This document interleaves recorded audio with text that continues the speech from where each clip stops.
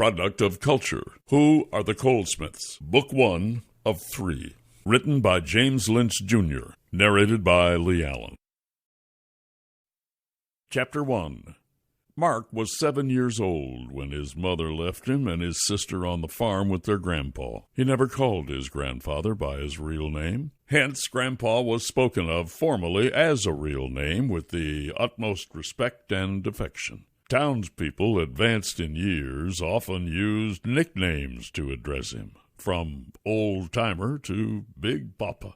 Grandpa was a man wise in years. He was a straight shooter.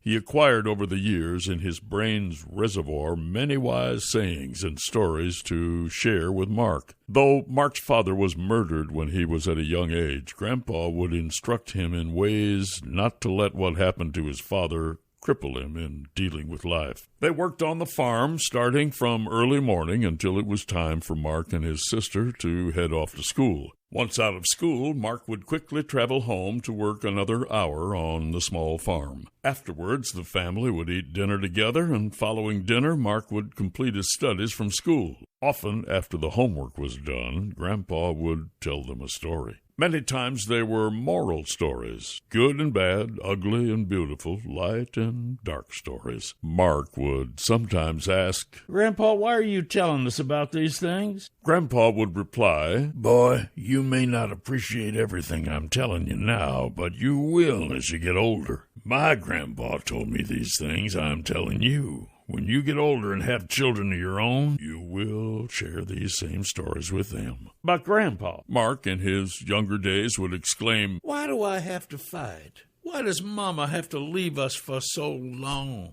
Who was my daddy? It is the way of the world, and you have to be tough or it'll crack you up. Now go to bed." "But Grandpa." As soon as the words would come out of Mark's mouth again, his grandpa would grab a skinny tree limb from under the table. He knew not to question him again and went to bed. On Saturdays at regular intervals, Mark and Sophia would awaken to pancakes, eggs, and biscuit smells. What did this mean? It meant Mama was home. Mama worked in the city and was gone for weeks at a time. When she came home, she brought gifts along with plenty of hugs and kisses. Sophia often cried on Sunday nights when Mother had to leave. "Mommy, don't go. Don't go." Sophia cried. Mama tried comforting her to no avail. Mark remembers one time when the emotions ran so high with the departing of his mother, Mama started to feel she could actually take the children back with her to the city. Grandpa, though he was old, told her, "You'll do no such thing." He grabbed Mark, who was also crying, on the shoulder and told him to be strong. He went and grabbed his daughter's hand, taking her to the side. All Mark and Sophia could see was her long black hair, but they knew she was crying. No one knows what Grandpa said exactly to Mother. However, when she turned around and approached Mark and Sophia, she hugged them, said she was sorry, and would see them soon.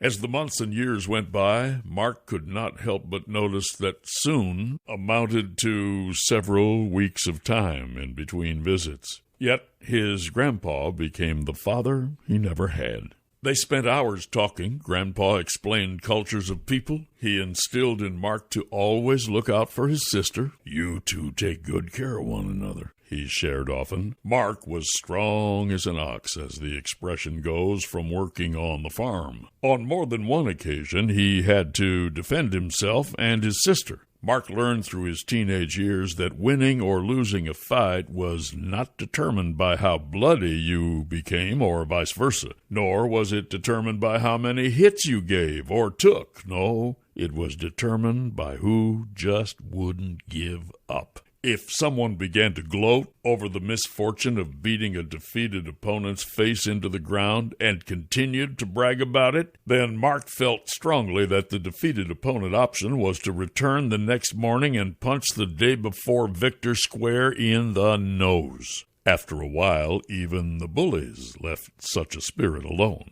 Yes, Mark was not only developing a strong physical body, but also a strong mental spirit by the time he reached 18 years of age. There was no one in this town that could claim they had whipped him in a fair fight. Fair meaning 3 or less 10-cent city slickers, as his grandpa would joke with him.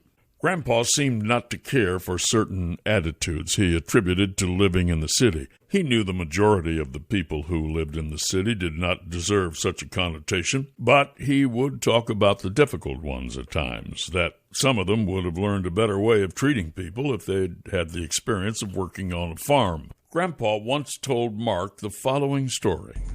A woman was riding with her 2 small children in a taxicab. The driver had been drinking that whiskey, you see.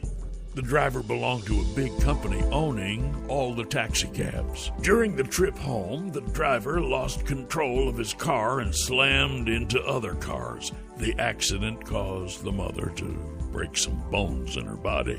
Oh, within days, a couple of nice-dressed men from the taxi company came in suits with a briefcase.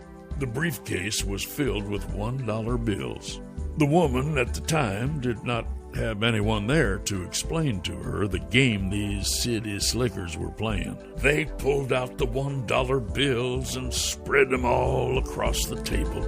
They chimed in with their sweet talk by saying, "We want to take care of you, and everything will be all right, Miss Lady." So she took the money. Mark asked, Grandpa, how much was the money? Grandpa shared, "A few $1,000s. Isn't that good, Grandpa? Grandpa next turned to him and asked, "Boy, why do you think those men went so quickly to see the woman with the 2 children?" Mark was silent because he knew his grandpa would explain further. "Boy, what they did that day was make the difference between paying a one-time amount of a few thousand compared to the thousands that would be paid over the course of a lifetime.